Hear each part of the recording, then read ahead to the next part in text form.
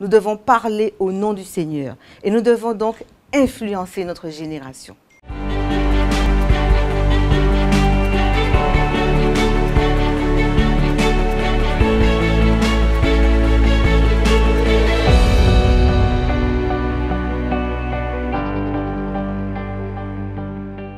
Merci de m'accueillir à nouveau dans votre quotidien pour cette émission que vous appréciez. Nous le voyons, vous êtes de plus en plus nombreux à nous suivre. Et en ce jour, le Seigneur veut vous donner vraiment une indication pour poursuivre.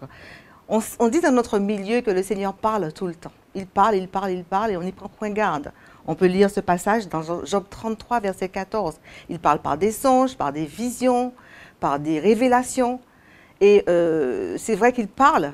Il parle lui-même par son esprit, par sa parole. Mais aujourd'hui, il veut te dire, à toi qui nous écoutes, qu'il veut parler au travers de son peuple.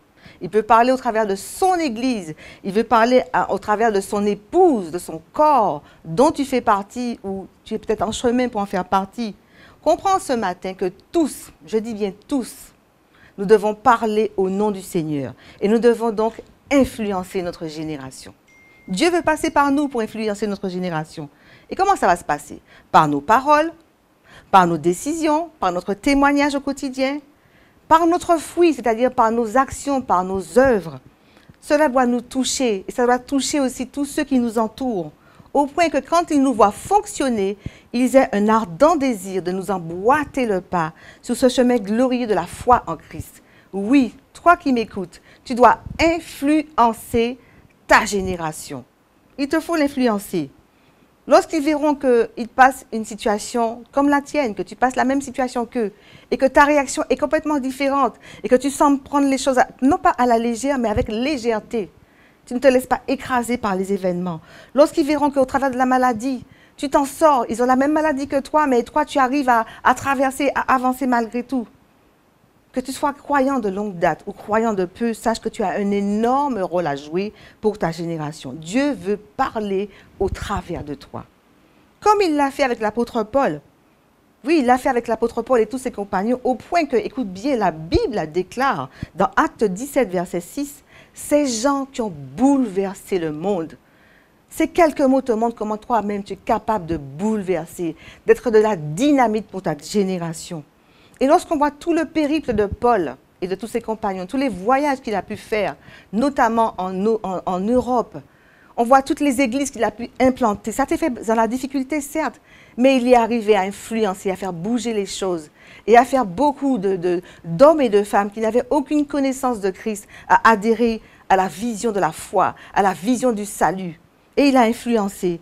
Et il faut que nous, dans notre génération, au XXIe siècle, nous poursuivions la tâche. Il faut poursuivre. Il faut que chacun d'entre nous se souvienne de son ordre de mission qui se trouve dans Matthieu 28, 19. Allez, faites de toutes les nations des disciples. Et comment pouvons-nous le faire? Je vous l'ai déjà dit, par nos paroles, par nos témoignages, par notre attitude, par notre positionnement. La Bible déclare que votre parole soit toujours accompagnée de grâce, assaisonnée de sel, afin que vous sachiez comment il faut répondre à chacun. Colossiens 4, verset 6. Examine ton positionnement. Il ne s'agit pas pour toi, comme beaucoup le font malheureusement, de bombarder ton voisin, ta famille de versets. Chaque phrase que tu fais, tu bombardes de versets. Non, tu vas les effrayer. Tu vas les effrayer. Il te faut carrément les influencer avec sagesse, avec douceur, avec maîtrise, avec conseil avisé qui découle directement du trône grâce à l'Esprit de Dieu qui habite en toi. Donc, recherche cette communion avec l'Esprit. Recherche la communion de l'Esprit et tu verras que dans ton comportement, dans tes paroles, forcément, tu vas influencer parce que l'Esprit va travailler avec toi. Tu dois être une génération de bons conseils, comme Daniel, qui dans sa génération a été de bons conseils pour le roi Nebuchadnezzar, comme Joseph, qui a été dans sa génération de bons conseils, malgré le fait qu'il ait été jeté en prison. À plusieurs reprises, il a été jeté en prison, mais malgré tout, il a gardé l'esprit supérieur. Et il a pu véritablement sauver l'Égypte de la famine, et même sauver toute sa famille, tout son peuple. Soit comme Néhémie, comme Esdras, qui ont été de bons conseils pour aider la reconstruction du temple de Jérusalem. Comme Josué, qui a permis la destruction des murailles de Jéricho. Toi aussi, mets ton nom Daniel, Joseph, mais mets ton propre nom pour influencer ta génération. Tu dois être un influenceur. On voit sur la toile des influenceurs, des influenceuses qui propagent, qui distillent leurs pensées. Quelquefois, ce sont des modes, des courants, des idéologies, mais tout cela, c'est bancal. On peut témoigner que c'est bancal. Toi, tu as l'idéologie des idéologies, la foi en Jésus, la foi en Christ, la chrétienté. Tu dois influencer ta génération pour amener le plus grand nombre à rentrer dans la bergerie, à connaître le bonheur sur cette terre, mais aussi le bonheur de la vie éternelle. Il te faut les amener par ton influence au salut. Certes, il y a des difficultés, des tribulations, des souffrances, des maladies, mais au travers de tout cela, nous les enfants de Dieu, nous les influenceurs, nous pouvons leur montrer que nous expérimentons Christ, nous avons la louange, nous avons l'adoration, nous avons la prière, l'intercession, et nous pouvons faire bouger le bras de Dieu. On doit les influencer pour les amener sur ce terrain. Donc toi qui m'écoutes, commence à déjà réfléchir comment tu peux influencer. Beaucoup autour de nous sont découragés, sont dans la dépression, sont dans les addictions.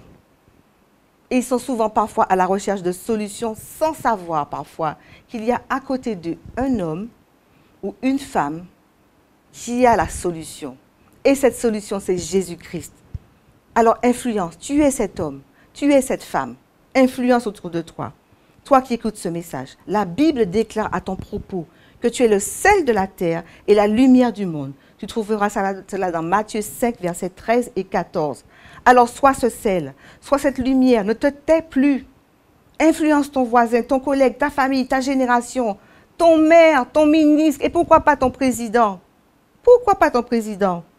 De même que nous allons influencer notre génération, depuis le mendiant qui est là, qui te demande sa subsistance, en passant par ta famille, tes collègues. Tu peux influencer aussi les maires, les présidents. Mais l'apôtre Paul l'avait bien compris. Dans Galates 2, verset 2, il écrit « Je leur exposai l'évangile que je prêche parmi les païens. Je l'exposai en particulier à ceux qui sont les plus considérés, afin de ne pas courir ou avoir couru en vain. » Toi qui m'écoutes, ton chef d'entreprise, ton patron, celui qui t'emploie, n'hésite pas à lui parler de ce Seigneur que tu côtoies, que tu connais. Influence-le. Parle-lui du Seigneur. C'est là que si le Seigneur t'a placé là, il sait pourquoi. Tu dois aussi l'influencer. Eux aussi, ils ont droit au salut. Eux aussi, ils ont droit à emprunter ce chemin étroit et resserré. Au bout, il y a tellement de bonheur, tellement de bénédictions. Et toi qui nous écoutes pour la première fois, toi qui commences à entendre les valeurs chrétiennes, toi qui entends le message de l'Évangile, qui n'a pas encore fait la paix avec Jésus, cherche dans ton entourage, dans ton voisinage, dans ton quartier, une église où l'Évangile est prêché en esprit et en vérité. Emboîte le chemin à tous ces disciples qui t'ont précédé. Emboîte-nous le chemin. Et toi aussi, tu deviendras à ton tour un influenceur parce que ta vie aura changé, tu auras un témoignage puissant et tu pourras impacter ta génération.